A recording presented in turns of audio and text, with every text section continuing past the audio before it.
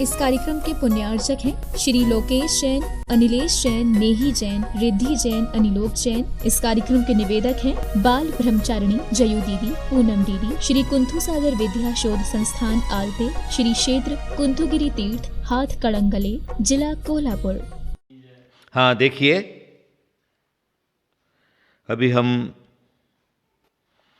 भव समुद्र से पार होने के लिए सही मार्ग क्या है उस मार्ग को बताने की कोशिश कर रहे हैं। पिछले प्रवचनों में दान का महत्व बताया था। अभी मैं आपको यही कहूँगा कि हमने जो हमारा कमाया हुआ जो धन है उस धन का सदुपयोग हो। अगर धन का सदुपयोग नहीं हुआ तो वो धन जो है उसको दुर्गति की तरफ ले जाता है। देखिए ऐसा लिखा है, राजेश्वरी स्व नरकेश्वरी, जो बड़े बड़े राजा, मंडलिक, महामंडलिक, सेठ, साहूकार, धनपति, कुबेर जो लोग रहते हैं, पूर्व पुण्य से उनको धन मिलता है। अगर वो अपने धन का सदुपयोग करते हैं तो स्वर्ग और मोक्ष को जाते हैं। अगर अपने धन का सदुपयोग नहीं करते हैं तो नियम से दुर्गति में जाते हैं। क्योंकि यद्यपि धन जो है पुण्य से मिलता है, लेकिन ऐसा लिखा है, धन को जोड़ दान नहीं दीना। धन को जोड़ा तुमने, उसको दान नहीं दिया तो नियम से आपकी दुर्गति होगी। या तो तिरंज गति में जाकर के बैठ जाओगे या फिर नरक में चले जाओगे। जितना ज़्यादा पैसे वाला होगा और वो धन संपत्ति को भोगेगा भी नहीं, किसको देगा भी नहीं, तो नियम से नरक में जाता है। हमारे यहाँ 12 चक्रवर्तियों में 2 चक्रवर्ती नरक में गए। देखिए, मैंने ये बात पहले भी आपको बताई थी कि पैसा, धन, संपत्ति दुर्गति का कारण है। तत्वार्थ सूत्रकार ने कहा है, बहुआरम परिग्रप्तम नरकायुष्य। उमा स्वामी कहते हैं, बहुत आरंभ और बहुत परिग्रह जो करता है वो नियम से नरक में जाता है। तो अगर हमें नरक में नहीं जाना है, अगर हम तिरंज गति में हमको नहीं जाना है, तो वो संपत्ति को हम क्या करें? दे डालें। किसको दे देवें?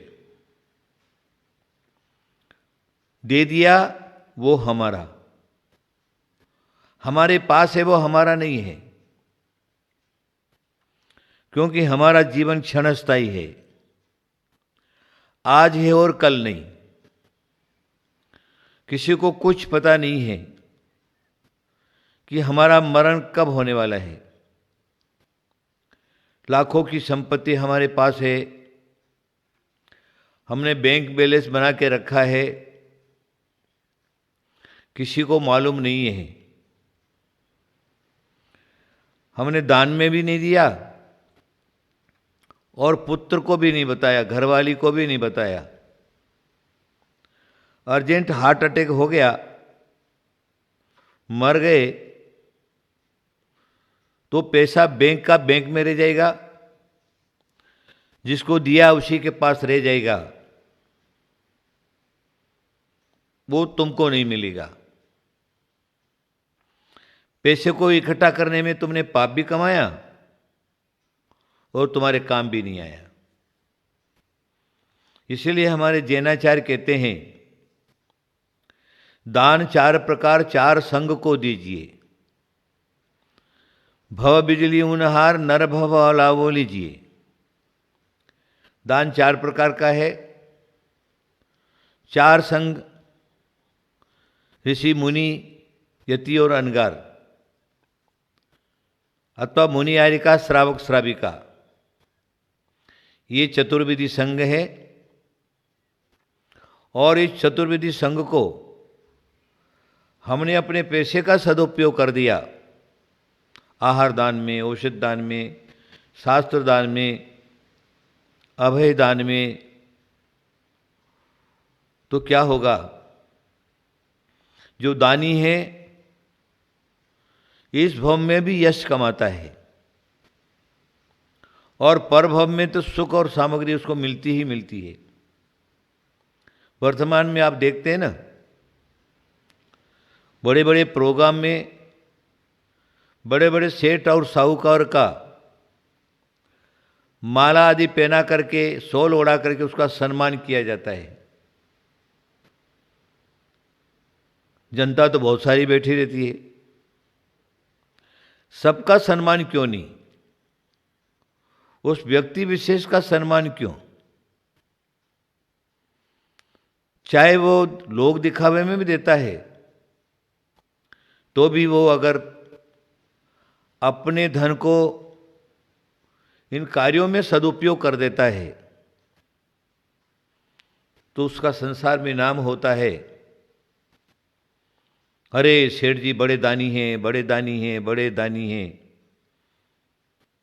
और जिधर जाओ उधर मान सम्मान और सत्कार मिलता है।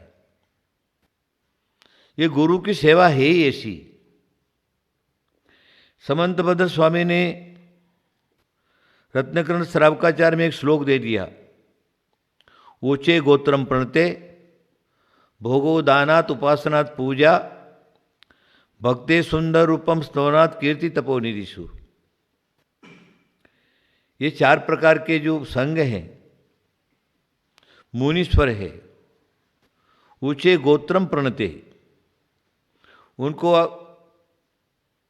नमस्कार अगर हमने किया है, भावपूर्वक श्रद्धापूर्वक किया है,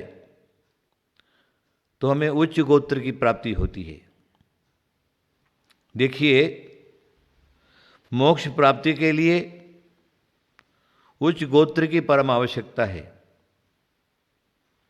मोक्ष स्थाने के लिए जाने के लिए मात्र 3 ही वर्ण हैं, ब्राह्मण, क्षत्रिय और वैश्य।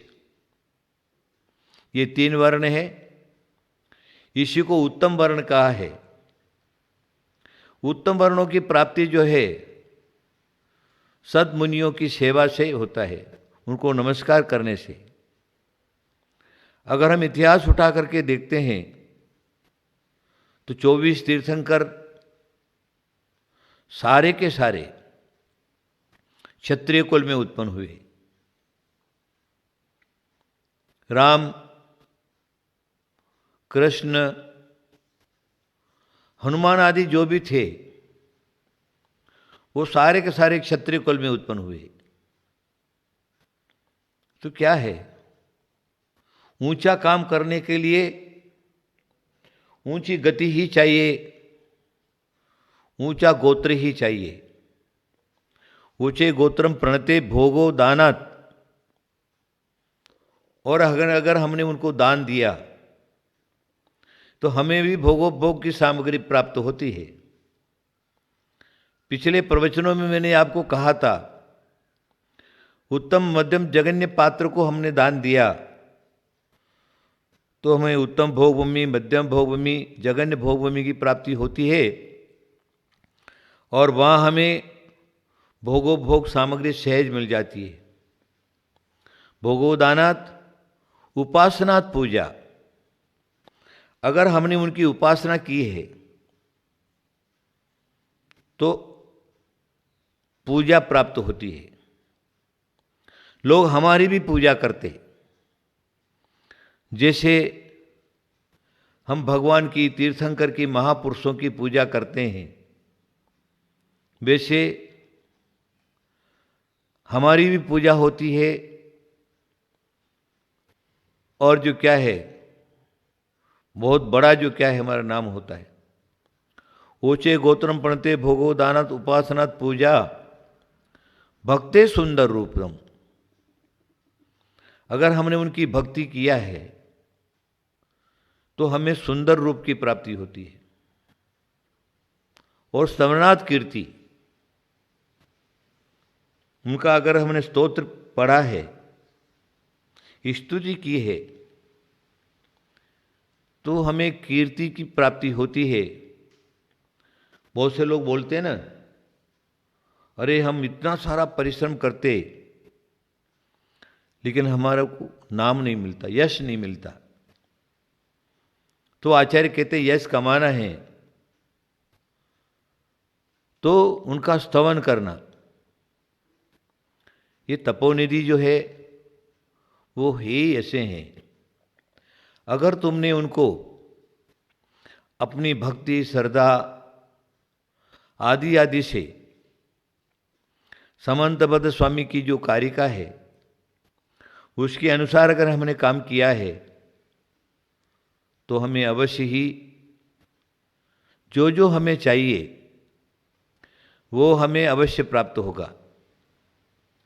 देखिए, आहार दान की जो है चर्या है, चर्चा है, मैंने आपको बहुत सारा बताया है।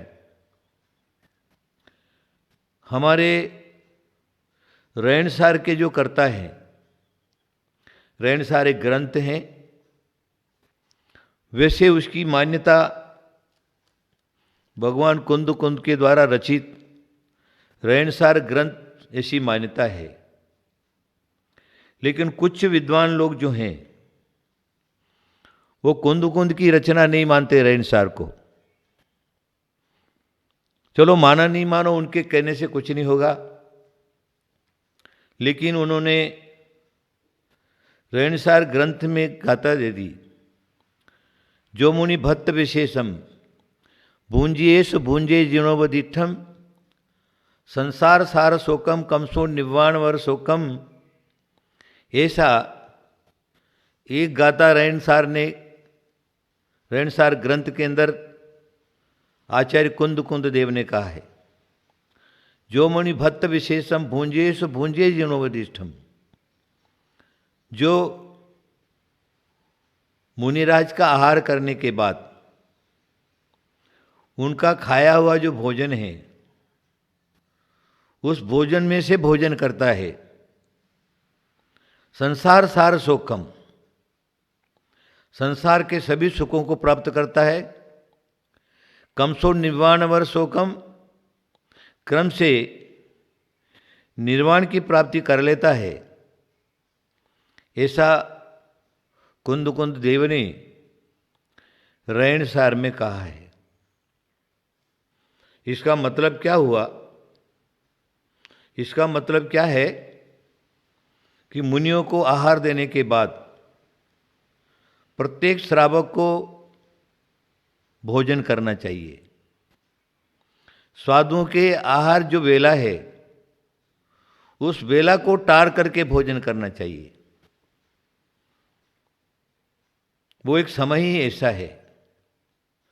अभी आप क्या करिए, एक जमाना था लोग अपने घर में शुद्ध ही भोजन बनाते थे, अशुद्ध भोजन नहीं बनता था। वर्तमान का तो एक समय खराब हो गया, क्योंकि प्रमादी हो गए, आलसी हो गए, लोग कुछ करना नहीं चाहते, यांत्रिक युग हो गया, तो उस विषय खत्म हो गया। लेकिन पहले लोग अपने घर में शुद्ध ही भोजन बनाते थे। शुद्ध भोजन बन गया, उसके बाद वो श्रावक द्वारापेक्षण करता है। मुनियों के जो भोजन का समय है, द्वार पर खड़ा रहता है और द्वारापेक्षण करता है और मन में भावना भाता है कि आज मेरे यहाँ कोई भी उत्तम जगन्य पात्र आ जावे। एक आधा घंटा ठहरता है। जब देखता है कि मुनियों की बेला टल गई है आहार के भोजन की, तब वो भोजन करता है। लेकिन वो भोजन करते समय भावना क्या बनाता है? द्वारापेक्षण के समय भावना क्या बनाता है? 3 कम 9 करोड़ मुनिराज जो हैं वो मेरे यहाँ आकर के भोजन करें। हमारे आचार्यों ने कहा है कृत कारित और अनुमोदना, तीनों का फल एक होता है। कृत से, कारित से और अनुमोदना से, तीनों का फल एक होता है। चलो मैं आदिनाथ तीर्थंकर का जो भाव है, आदिनाथ पुराण की तरफ मैं आपको लेकर के जाऊंगा। आदिनाथ भगवान की जहाँ भावावली लिखी हुई है, वहाँ पर जब आदिनाथ भगवान को आहार नहीं मिल रहा, दीक्षा ले ली, 6 महीना योग से खड़े, और 6 महीना योग समाप्त होने के बाद वो देखते हैं कि अरे मेरे साथ साथ तो 4000 लोगों ने दीक्षा ली, लेकिन 4000 के 4000 ही मुनि भ्रष्ट हो गए। अगर ये आहार मार्ग नहीं चलेगा, श्रावक मार्ग नहीं चलेगा, तो मुनि धर्म नहीं चल सकता। इसलिए मैं स्वयं आहार के लिए निकलता हूँ। वो आहार के लिए निकलते घूमते घूमते घूमते कहाँ प्रयागराज, देश देशांतरों में घूमते घूमते घूमते जब हस्तिनापुर पहुँचते हैं, उनका अंतराय कर्म का क्षोभसम होता है। तो राजा श्रेयांश, उनको सपना आता है, रात्रि को सपना आता है मेरे घर पर कोई महापुरुष पधारे हैं आदि आदि। जब नगर में आदिनाथ भगवान घूम रहे हैं तो उस समय आहारदान की प्रवृत्ति चालू नहीं थी। तो क्या है, लोग कोई थाली में भोजन लेकर के आता था, भगवान भूखे होंगे खा लो। कोई रत्न लेकर के आता था, कोई कपड़े लेकर के आता था, कोई आभूषणों को लेकर के आता था, कोई कन्याओं को लेकर के आता था। लेकिन लोगों को ये मालूम नहीं कि भगवान को सिर्फ भोजन चाहिए, और भोजन चाहिए तो कैसा चाहिए? शुद्ध चाहिए और नवदा भक्ति पूर्वक चाहिए। खाना तो मिल रहा था, लेकिन नवदा भक्ति पूर्वक नहीं मिल रहा था। इसलिए 6 महीना उनको घूमना पड़ा। हस्तिनापुर में आए, आदिनाथ भगवान को जब राजा श्रेयांश ने देखा, उनको जाति स्मरण हुआ और मालूम पड़ गया अरे भगवान तो आदिनाथ भगवान जो है वो भोजन के लिए परिभ्रमण कर रहे हैं। वो अपने द्वार पर पहुंच गया और बोला ओ स्वामी नमोस्तु नमोस्तु अत्र तिष्ठ तिष्ठ, आहार जल शुद्ध है, स्वामी भोजनशाला में पधारिए। बस इतना ही तो बोलने वाला चाहिए था। वो राजा श्रेयांश जो है आदिनाथ भगवान को अपने घर में प्रवेश कराता है, ताता से 7 गुण सहित नवदा भक्ति पूर्वक आदिनाथ भगवान को आहार दे देता है। लेकिन तुरंत का तुरंत तो क्या देगा? उस समय उसके घर में इक्षुर गन्ने का रस भरा हुआ था, तो उसने शुद्ध गन्ने का रस था, तो शुद्ध गन्ने के रस को, इक्षु रस को भगवान के हाथ में दिया। भगवान ने इक्षु रस का आहार लिया पहली बार। उसी समय पंचाक्षर हुए और आहार दान की प्रवृत्ति चालू हो गई। तो सभी लोगों ने राजा श्रेयांस को ये पूछा कि राजन, हम लोगों ने इतना प्रयत्न किया तो भगवान ने हमारे हाथ का खाना नहीं खाया और तुम्हारे हाथ का कैसे लिया? तब वो कहते हैं कि जाति स्मरण ज्ञान हुआ और आज के 10 भाव पहले वज्रजंग और श्रीमती राजा और रानी जंगल में पहुंचे और वहां पर जो क्या है, चारणनिधि मुनीश्वर को हम लोगों ने आहार दिया। हम लोग मतलब राजा वज्रजंग का जो जीव है वो तो आदिनाथ तीर्थंकर हो गए और उनकी रानी जो लक्ष्मीमती थी, श्रीमती जो थी, वो श्रीमती का जीव में राजा श्रेयांस हुआ हूं। और वो 10 भव का जो जाति स्मरण ज्ञान है, वो जाति स्मरण ज्ञान के बल से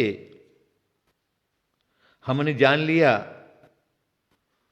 कि मुनियों को कैसे आहार दान देना है, उनके भोजन की विधि क्या है, समय क्या है, कौन सा भोजन होना चाहिए, सारा का सारा जान लिया और मैंने आदिनाथ भगवान को आहार दे दिया। उस पुराण के अंदर एक ये बताया, मैंने भी आपको बताया था, कृतकारिता और अनुमोदना। तो वज्रजंग श्रीमती का जो है वो मुनिराज को दान की जो क्रिया चल रही, लेकिन वहां पर दूसरे जो जीव थे, बंदर का जीव, बंदर बैठा बैठा अनुमोदना कर रहा है, हाँ क्या देखो, मनुष्य पर्याय मिली, देखो मुनिराज को आहार करा रहे, प्रसन्नता कर रहे। एक नवले का जीव था, उसने भी अनुमोदना कर ली।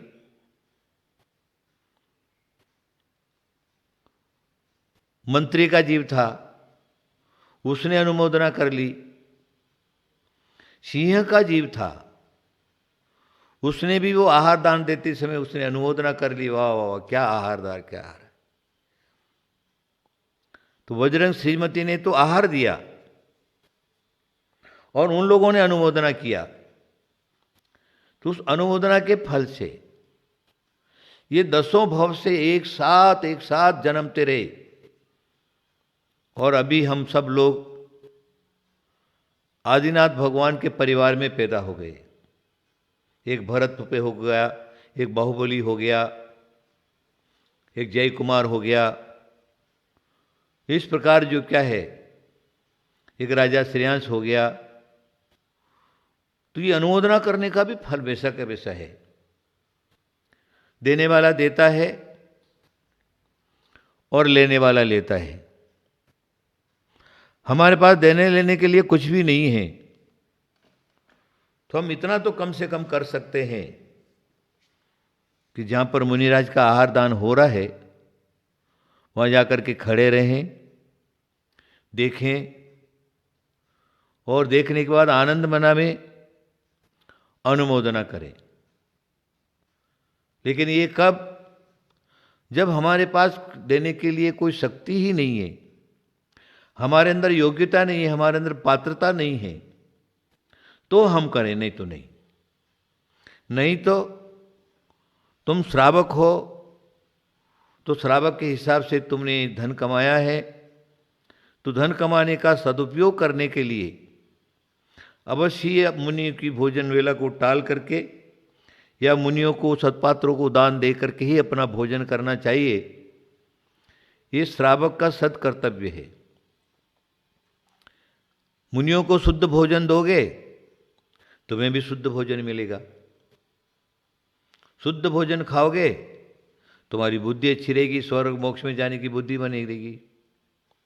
और नहीं तो क्रूरता रहेगी, क्रोध, अहंकार, मायाचारी, लोभता आदि आदि तुम्हारे जीवन में रहेंगे और तुम्हारा जीवन जो है नरक बन जाएगा। इसलिए आचार्यों ने कहा हमें आहार दान अवश्य करना चाहिए।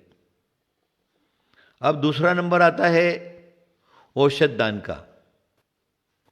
औषधि जो है वह अगर ये सदपात्र किसी कारणवशात वात पित्त और कफ ये कुपित हो जाने से मुनिराज के शरीर में किसी प्रकार का कोई रोग अगर उत्पन्न हो गया तो सत्श्रावक का कर्तव्य है उनको शुद्ध औषधि दिलवावे। शुद्ध जो औषधियां हैं वह शुद्ध ही बनी हुई रहनी चाहिए। जो एलोपैथिक वगैरह हैं, प्राणीज रहते हैं, अशुद्ध द्रव्यों से बनता है, लेकिन उसको लेने के बाद रोग जो क्या पूरा का पूरा निरसन नहीं होता, कुछ दिन के लिए फिर वापस हो जाता, साइड इफेक्ट होता है। इसलिए हमारे द्वादशांग से निकला हुआ जो ग्रंथ है आयुर्वेद उसका नाम है, और आयुर्वेद ग्रंथों के अंदर जो औषधियाँ बताई हैं उन औषधियों के अनुसार तुम्हारे द्वार पर कोई रोगी मुनि आ गया है, मुनि आरिका श्रावक श्राविका जगह उत्तम मध्यम जगन पात्र कोई आ गया है, तुम क्या करो, उनको अच्छी तरह से शोधन करके आयुर्वेद आचार्य को बुला करके उनको दिखा करके और उनके योग्य जो औषधियाँ हैं वो अवश्य ही सत्पात्र को देवे। देखिए भोजन भी औषधि का काम करता है। एक दिन मैंने बताया था ना, भोजन कैसा बनना चाहिए, ऋतु के अनुसार बनना चाहिए। ठंडी के दिन में ठंडा, गर्मी के दिन में गर्म शरीर का, बरसात के दिन में बरसात शरीर का। मनुष्य के शरीर में वात पित्त और कफ ये तीन हैं, और तीनों के कारण जो क्या है, अगर ये सम रहते हैं तो निरोगी रहता है। इन तीनों में से अगर एक भी कुपित होता है तो मानव का शरीर रोगी बन जाता है। तो क्या करेगा, ये देखेगा कि वात कुपित तो नहीं है। देखिए ऐसा लिखा है, ठंडी के दिन में कफ प्रकृति का जोर, गर्मी के दिन में पित्त प्रकृति का जोर, और बरसात के दिन में वात प्रकृति का जोर। ये तीन जो क्या है अपने तीनों ऋतु के हिसाब से मानव के शरीर में, औदारिक शरीर में काम करते हैं। तो जितना जितना शरीर को सहन करता है, योग्यता है, उतने हिसाब से अगर वो रहता है तो शरीर निरोगी हो जाएगा। और नहीं तो ये क्या है, उलट पुलट हो गया तो रोगी बन जाता है। इसलिए दाता के 7 गुणों में विज्ञान नाम का एक गुण है। विज्ञान गुण दिया इसीलिए कि वो सामने वाले की पात्रता और प्रकृति देखे कि उनको क्या है। कहीं सर्दी तो नहीं हो रही, जुकाम तो नहीं हो रहा, कहीं बुखार तो नहीं है, सर्दी जुकाम बुखार खांसी इस प्रकार तो नहीं है। अगर सर्दी जुकाम खांसी वगैरह वगैरह है तो आप क्या करेंगे, उनको अच्छे जानकार वैद्य से सलाह लेंगे, और नहीं तो साधारण घरेलू जो औषधियाँ हैं, घरेलू दवाइयाँ हैं, घरेलू दवाइयों से भी उन सत्पात्र का रोग निवारण हम लोग कर सकते हैं। देखिए अगर खांसी है, कफ ज़्यादा हो रहा है तो हम क्या करेंगे, उनको जो कफ पैदा होगा वैसी दवाई उनको नहीं देंगे, वैसा भोजन नहीं देंगे, लेकिन घरों में काढ़ा बनता है, जल है, उसके बाद जो उसके अंदर जो क्या है, काली मिर्ची है, धनिया है, थोड़ी सी हल्दी है और दालचीनी वगैरह हैं, ये सबको मिक्स करके हमने काढ़ा बनाया। और ज़्यादा गर्म भी नहीं, उबलता गर्म भी नहीं, उनको जैसा सहन होता है वैसा उनके हाथ में अगर हमने दिया, उनके पेट में पहुंचा तो कफ जनित जो भी है सर्दी जुकाम आदि आदि चला जाएगा। अगर उससे नहीं जाता है तो देखिए हमारे आयुर्वेद में एक शीतोपलादि चूर्ण करके है। तो शीतोपलादि चूर्ण भी सामान्य काष्ठ औषधियों से ही बनता है। वो शीतोपलादि चूर्ण सर्दी जुकाम बुखार खांसी उसी के लिए रहता है। तो हमने एक मात्रा, क्योंकि मुनिराज तो दिन में एक ही बार भोजन करते हैं, तो एक चम्मच जो है शक्कर की चाशनी में मिला करके उनको खाने में दे दिया। अगर वो शक्कर की चाशनी नहीं लेते हैं, शक्कर नहीं लेते हैं, तो गरम गरम दूध में मिला करके उनको देने से जो तो उनके अंदर रहने वाला जो बुखार वगैरह सर्दी जुकाम वगैरह है वो उनका रोग ठीक हो सकता है। उसी प्रकार और भी अनेक प्रकार के रोग हैं। तो आयुर्वेद डॉक्टर को दिखाने के बाद उनको हम इस प्रकार की औषधि दे सकते हैं, लेकिन हमें ज्ञान होना चाहिए। देखिए, मैं आपको जैन महाभारत की तरफ ले जाता हूं। हमारे जैनाचार्यों ने एक हरिवंश पुराण करके ग्रंथ लिखा है, जिन सेन स्वामी ने। हमारी दिगंबर परंपरा में सबसे बड़ा महाकाव्य उसको माना जाता है और बड़ी रोचक कथाएं, तत्व का स्वरूप आदि आदि विवरण दिया है उन्होंने। हरिवंश पुराण पढ़ने के बाद कुछ भी बाकी नहीं रहता।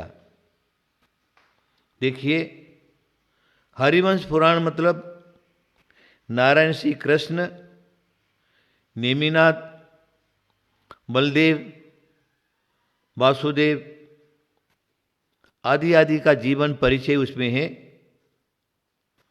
और वो जीवन परिचय उसी के हिसाब से हरिवंश पुराण ग्रंथ तैयार किया गया। तो उसमें उन्होंने कथा दे दी है।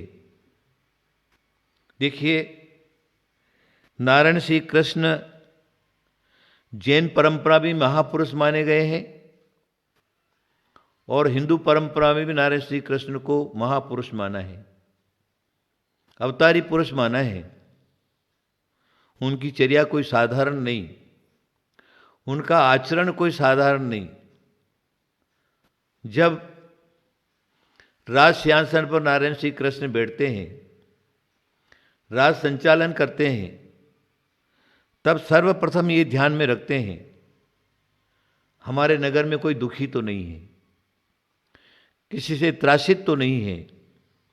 पूरा ध्यान रख करके और राजकाज का संचालन करते थे। एक बार क्या हुआ, नारायण श्री कृष्ण जंगल में जा रहे थे, नेमिनाथ भगवान के समूह शरण में जा रहे थे।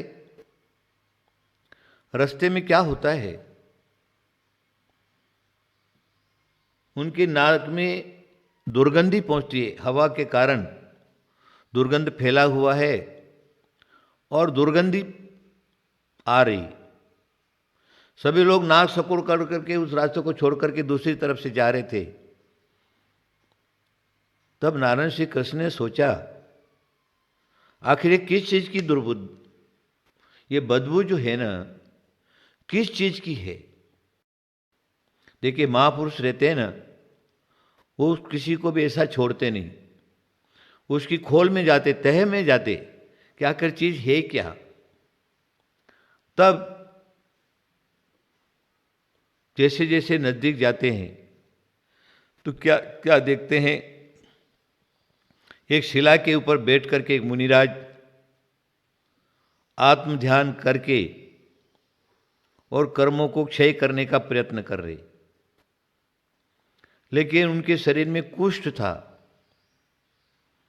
वो कुष्ठ के कारण माने बदबू आ रही थी, गलित कुष्ठ था, शरीर गल रहा था, जगह जगह फोड़े हो रहे थे, फुंसियां हो रही थी, मक्खियां भिन भिना रही थी। इस प्रकार की दुर्व्यवस्था नारायण श्री कृष्ण ने देखा मुनिराज को। देखिए, जब उन्होंने देखा कि मेरे राज्य में इस प्रकार के साधु, इस प्रकार का उनको कष्ट है और मुझको मालूम नहीं, किसी ने मुझको नहीं बताया, वो देख करके वापस आते हैं और किसी तरह से वो महाराज का जो है कुष्ठ रोग जाना चाहिए, अच्छी बात नहीं है। उनका कौन है संसार के अंदर? साधु घर बार कुटुंब परिवार सारा का सारा छोड़ देता है, कुछ भी नहीं रहता है, तो समाज ही उसका होता है, राजा ही उनकी सुरक्षा करता है। तो राजवैद्य को बुलाए, उसको लेकर के गए। राजवैद्य ने उनको सारा का सारा देख लिया। देखने के बाद रोग निदान किया और उसके हिसाब से उन्होंने औषधि तैयार कर ली। राजवैद्य ने औषधि तैयार की। अब ये सोचना है कि मुनिराज को वो औषधि उनके पेट में कैसे पहुंचे, कि मुनिराज का तो कोई ठिकाना नहीं कि एक ही घर में भोजन के लिए जाएंगे, कहीं भी जा सकते। तो कहीं भी गए तो वहां मुनिराज को औषधि कैसे मिलेगी? तब उन्होंने इसी प्रकार की व्यवस्था बनाई। उस औषधि को घर घर में बंटवा दिया। जहां जहां पर भी साधु संतों के भोजन होते थे, आहार होता था, श्रावक थे, सबके घर में औषधि की व्यवस्था बना ली। अब वो क्या होता है, मुनिराज आहार के लिए जहां पर भी जाते वहां पर वो औषधि उनको मिल जाती थी। तो धीरे धीरे धीरे धीरे धीरे वो औषधि जो क्या है उनको मिली। उनका साता कर्म का उदय आया, शरीर निरोगी हो गया। जब शरीर निरोगी हो गया, वो वेद जी जो थे ना, उनके वेद जी के मन में ये आया कि मेरी दवाई से महाराज ठीक हुए, इसलिए नारायण श्री कृष्ण मेरे पर बहुत प्रसन्न होंगे और मेरे को बहुत बड़ा जो क्या है धनराशि मिलेगी। अब हुआ क्या, नारायण श्री कृष्ण को लेकर के गया। उसके मन में क्या था कि महाराज अगर एक बार बोल देवे कि वेद जी की दवाई से मैं ठीक हो गया हूं तो नारायण श्री कृष्ण प्रसन्न हो जाएंगे। लेकिन देखिए, साधु किसी की निंदा भी नहीं करता है और किसी की प्रशंसा भी नहीं करता है। जब वो पूछता है महाराज जी आपका स्वास्थ्य ठीक हो गया, तो बोले मेरे साता वेदनी कर्म का उदय आया, उसी हिसाब से मैं ठीक हो गया। महाराज ने ये नहीं कहा कि वेद की दवाई से ठीक हुआ हूं। उस समय क्या होता है, वो वेद जो है उसके मन में आर्त ध्यान हो जाता है, अरे महाराज ने देखो मैंने इतना सारा मेहनत किया और महाराज ने मेरे लिए कुछ भी नहीं बोला। अब दान तो वही था।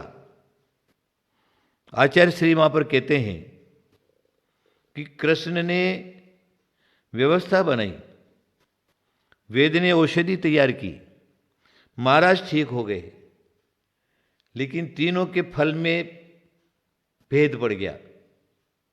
महाराज तो ठीक हो गए। कृष्ण श्री नारायण श्री कृष्ण के लिए बोलते हैं हमारे जैनाचार्य, नारायण श्री कृष्ण को तीर्थंकर प्रकृति का बंध हुआ। जो सर्वश्रेष्ठ पदों में श्रेष्ठ पद है वो तीर्थंकर पद है। वो तीर्थंकर प्रकृति का बंध हुआ और जो वेद्य था जो था उसने आर्त ध्यान करा और मर गया। मरने के बाद वो मर करके बंदर हो गया। अब क्या होता है, वो ही साधु घूमते घूमते उसी जंगल में पहुंच गए। एक जंगल में वो वेद जो बंदर हुआ था वो उसी जंगल में रहता था। तो क्या करता है वो, मुनिराज एक पेड़ के नीचे आके बैठ जाते। बंदर तो बंदर ही, आप जानते हैं, उसको कूदने फादने का काम रहता है।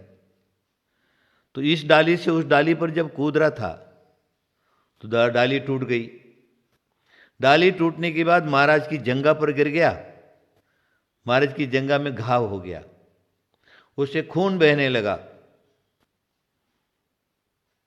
उसके बाद उस जो बंदर को जो क्या है, वो महाराज को देखने के बाद उसको जाति स्मरण हो गया कि अरे ये क्या हुआ, ये तो वही महाराज है जिनको मैंने दवाई दी थी, तो वो महाराज तो वही है, लेकिन मैं बंदर कैसे हो गया।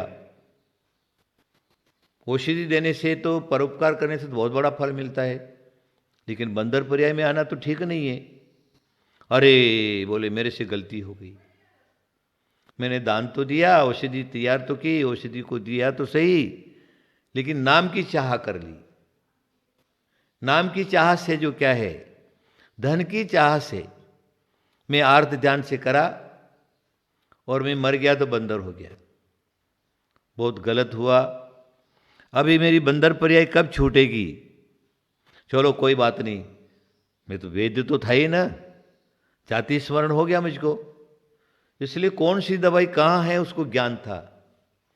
तो मुनि महाराज को जो घाव हो गया, वो बंदर क्या करता था, जंगल में से दवाइयाँ ला करके मुनि महाराज के घाव पर लगाता था। धीरे धीरे घाव ठीक हो गया। मुनि महाराज ने उसको संबोधन दिया, वो मर करके स्वर्ग में जा करके देव हो गया। देखिए ये कहानी कहानी की जगह पर है, लेकिन औषध दान भी कोई सामान्य बात नहीं है। औषध दान जो क्या है, एक विशेष चीज है, जिससे, क्योंकि ऐसा कहा पहला सुख निरोगी काया। अगर हमारा शरीर निरोगी है तो हम जो क्या है ठीक रह सकते, धर्म का पालन कर सकते, संसार में रह सकते, आदि आदि निरोगी काया होनी चाहिए। हर एक व्यक्ति जो क्या है, मैं निरोगी रहूं, उसी के लिए प्रयत्न करता है, पुरुषार्थ करता है। और जरा सा भी शरीर में कुछ हो गया, डॉक्टर वैद्य के पास भागता है और दवाइयाँ खाता है। हमारे आचार्यों ने क्या कहा, अगर तुमको निरोगी रहना है, तुम अपने कमाए हुए धन में से औषध दान करो।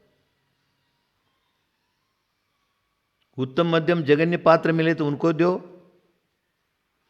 अगर वो नहीं मिलते हैं तो आपके नगर में कोई प्रकार का, किसी प्रकार का कोई रोगी है और उस रोगी के पास जो क्या है, औषधि के लिए पैसा नहीं है, धन नहीं है, तुम्हारे पास है, तुम्हारा कर्तव्य क्या है, उसको डॉक्टर के पास ले जाना,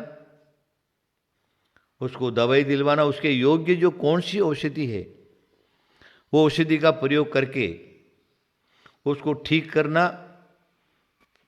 औषध दान है। तुम दूसरे को ठीक करोगे, तुम भी ठीक रहोगे। तुम दूसरे को निरोगी करोगे, तुम भी निरोगी बने रहोगे। सर्वप्रथम निरोगी रहने का कारण ही यही है, तुम दूसरे को कुछ करोगे नहीं और निरोग रहना चाहते हो तो नहीं होगा।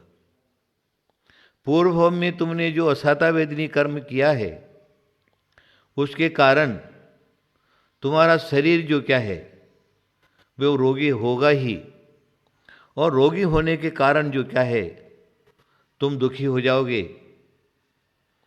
अगर इस प्रकार की भी बहुत सारी चीज़ें हैं जो प्राण घातक होती है, शरीर में महारोग हो जाते हैं, और महारोग होने के बाद जो क्या है मात्र मृत्यु ही उसके सामने दिखती है। तो मेरा आपको क्या कहना है, आपने धन को जोड़ा है तो दे डालो उसको, अपने पास मत रखो। अपने पास रखोगे तो तुम्हारे साथ में नहीं जाएगा। इसीलिए हमारे जैनाचार्यों ने कहा औषध दान करो, क्योंकि इस प्रकरण को आज मैं समाप्त कर दूंगा। औषध दान करो, आहार दान, औषध दान, उसके बाद शास्त्र दान। शास्त्र दान जो क्या है, वो एक अज्ञानता को मिटाता है। तुमको बहुत से लोग ऐसे हैं जिन्होंने इसी प्रकार के कर्म बंद किए हैं, उसके कारण कितनी भी उसको पढ़ाई करने का रहे तो उसको पढ़ाई आती नहीं, पढ़ना नहीं आता, अक्षर ज्ञान नहीं रहता, निरक्षर रहते हैं। तो आचार्यों ने क्या कहा, उनके लिए तुम शास्त्र दान करो, जो सद्मार्ग को दिखाने वाले हैं, श्रावक धर्म को सिखाने वाला है, मुनि धर्म को सिखाने वाला है, दिखाने वाला है, आत्म धर्म को दिखाने वाला है, वेद विज्ञान को दिखाने वाला है। इस प्रकार की जो स्थिति है, उस प्रकार के जो शास्त्र हैं, हमारे जैन धर्म, दिगंबर जैन धर्म में प्रथमानुयोग है, कर्णानुयोग है, चरणानुयोग है, द्रव्यानुयोग है। इस प्रकार के जो ग्रंथ हैं, तो उन ग्रंथों को जैसी जिसकी पात्रता है, जिसके जिसके अंदर योग्यता है, उस योग्यता के अनुसार तुम क्या करो, उसको पुस्तक दान करो। पुस्तक दान करने से भी तुम्हारी ज्ञान वृद्धि होती है। अगर सत्पात्र मिलते हैं, सत्पात्र को दान दो। सत्पात्र नहीं मिलते हैं, कोई जैन बंधु भी हैं, गरीब हैं, उनके बच्चों की पढ़ाई वगैरह के पास उसके पास कुछ भी नहीं है, तो तुम्हारा कर्तव्य है, तुम जो क्या है उसको पुस्तकें पहुंचा दो, पुस्तकों की व्यवस्था बना दो। स्कूल में फीस जमा करने के पास उसके पास कुछ नहीं है, तो फीस जमा करा दो, भर्ती करा दो उसको, और पढ़ाई लिखाई कराओ। एक मार्ग है, ये मार्ग अपनाने से भी तुम भी और तुम्हारी संतान भी ज्ञानवान बनेगी। इस प्रकार का एक मार्ग है। हमारे शास्त्रों में एक ग्वाला जो है जंगल में घूम रहा, तो क्या देखता है, एक पेड़ के नीचे गया, एक पेड़ की कोटर में कुछ रखा हुआ है, तो सोचता क्या चीज होगी, निकाल करके देखता है तो दिखता है तो कोई पोथी है, कोई शास्त्र है। घर में ला करके रखा, और वहां पर उस नगर के अंदर मुनिराज पधारते हैं, तो मुनिराज को वो दान दे देता है, महाराज मेरे तो कुछ काम का नहीं है, आप इसको पढ़िए। तो क्या है, मुनिराज को वो दान करता है, तो हमारे जैन ग्रंथकार कहते हैं वो इस भव में कुंद कुंद आचार्य होकर के पैदा होते हैं। हमारी दिगंबर जैन परंपरा में मंगलाचरण में कुंद कुंद का नाम लिया जाता है। मंगलम भगवान वीरो मंगलम गौतमो गणी मंगलम कुंद कुंदाद्यो जैन धर्मोस्तु मंगलम, कुंद कुंद का नाम लिया जाता है। कुंद कुंद एक विशेष आध्यात्म ज्ञान के श्रुतधर थे, और उन्होंने अन्य ग्रंथों के साथ साथ समय सार, प्रवचन सार, पंचाशिकाय, नियम सार, रैन सार, 10 भक्ति आदि आदि इस प्रकार के जो ग्रंथ हैं, उन ग्रंथों की रचना की। वो ग्रंथों को आज हम लोग पढ़ करके और आध्यात्म को समझते हैं, भेद विज्ञान को समझते हैं, आत्मा क्या है, शरीर क्या है, और सब तत्व क्या है, सद द्रव्य क्या है, पंचाशिकाय क्या है, जीव द्रव्य क्या है, अजीव द्रव्य क्या है, आदि आदि उसको पढ़ के बाद हम लोग उससे ज्ञान प्राप्त करते हैं। तो शास्त्र दान करने से कुंद कुंद आचार्य हुए। अब चौथा नंबर आता है अभय दान का। मनुष्य को जीवन दान करना चाहिए। अभय मतलब कोई जीव मर रहा है, उसको हमने बचा लिया, उसके प्राण की रक्षा कर दी, तो उन जीवों को अभय मिल गया। कोई किसी को मार रहा है, हम वहां पर पहुंच गए, उसको छोड़वा दिया, उसको अभय दिलवा दिया। चोर पकड़ा गया। राजा ने उसको प्राण दंड देने का घोषित कर दिया। मंत्री को कहा इसको ले जाकर के प्राण दंड दे दो। वो मंत्री ले जाता है, लेकिन वो चोर जो है मरण से भयभीत हो गया। आप जानते हैं मरना कोई नहीं चाहता। वो मंत्री की शरणों में पड़ गया, एक बार मुझको छोड़ दो, मैं चोरी करना छोड़ दूंगा, ये कुछ नहीं करूंगा। मंत्री को दया आ गई, मुनि महाराज के पास ले गए। मुनि महाराज ने कहा तब तेरे को छूटना है, तो अगर दीक्षा ले लेता तो तेरे को छुड़वा देंगे। वो चोर जो है दीक्षित हो जाता, साधु बन जाता है। तो मंत्री ने क्या काम किया? चोर था यद्यपि, लेकिन अपनी गलती मान ली, उसके ऊपर पश्चाताप करने लगा, तो उसके प्राण जो है छुड़वा दिए। इसका नाम अभय है। चाहे 2 इंद्रिय हो, 3 इंद्रिय हो, 4 इंद्रिय हो, 5 इंद्रिय हो, उन जीवों के कहीं पर भी प्राण हानि हो रही है, तो तुम्हारा कर्तव्य क्या है? उसको प्राण दान दे देना। तो प्राण दान देने से भी उसकी रक्षा हो जाती है। किसी को जीवन दान देना मतलब अभय दान देना है। मैंने आपको बताया ना, कोई मरना कोई नहीं चाहता, सब कोई जीना चाहते हैं। इसलिए आचार्यों ने, भगवान महावीर ने कह दिया जियो और जीने दो। इसीलिए कहा स्वयं जियो और दूसरे को भी जीने दो। अगर इस सूत्र को अपनाओगे तो तुम्हारा मरने का समय कभी नहीं आएगा, अकस्मात मरण नहीं होगा। तुमने किसको अभयदान दिया है तो तुम्हें भी अभयदान मिलेगा। देखिए, हमारे उपासका अध्ययन में अभयदान को लेकर के सोमदेव सूरी ने एक कथा लिख दी है। मैं यहाँ पर बहुत संक्षिप्त से चलूँगा। एक धीवर मछली पकड़ने को जाता था, रोज जाल डाल करके मछलियों को पकड़ता और बेचता था, चलता था। एक दिन मुनिराज मिल गए उसको कहा, अरे तू जीवों को मार रहा है, कितना पाप लगेगा तुझको, मर करके नरक में जाएगा, ये काम मत कर, ये नहीं हो सकता। इसलिए वो अपने मित्र के पास गया, उसको कहा देख तू तो मेरा मित्र है, तेरी घरवाली की प्रसूति मेरे घर में हो जाने दे। बोले हाँ कोई बात थोड़ी है। ले गया, वहाँ प्रसूति हो गई। उस बालक को उठा करके उसने क्या किया, जंगल में ले जाके छोड़ दिया और उसको कह दिया तेरा तो मरा हुआ बालक पैदा हुआ, और बेचारी रोली क्या करेगी। अब क्या होता है, वो जंगल में छोड़ा तो जो गाय चराने वाला जो ग्वाले थे ना, वहाँ पर पहुँचे तो एक गाय जो क्या है उसके स्तन में से दूध जर रहा है और बच्चा दूध पी रहा है। अरे बोले, वो ग्वाला सोचने लगा, अरे ये क्या, ये तो बहुत बड़ा चमत्कार है, लगता है ये तो कोई महापुरुष होगा। तो उस बच्चे को लेके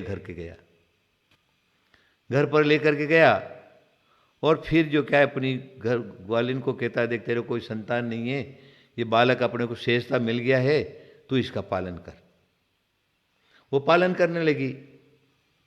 अब क्या होता है, बच्चा जो है 8-10 साल का हो गया, तो नगर सेठ क्या सोचा, वो मर गया होगा, लेकिन मारने वाले से बचाने वाला बहुत बड़ा होता है। तो वो जो गया वहाँ घी लेने के लिए गया, घी लेने को गया तो देखा उसको, वो अरे बोले तेरे को तो लड़का नहीं था, बोले ऐसा ऐसा हो मेरे को लड़का। अच्छा, बोले सोचा अरे वो तो ये वो ही होना चाहिए, है ना। फिर वो जा करके कहता है देख भाई मेरा एक काम है, तुम क्या करो, ये लड़के को मेरे घर पर भेज दो।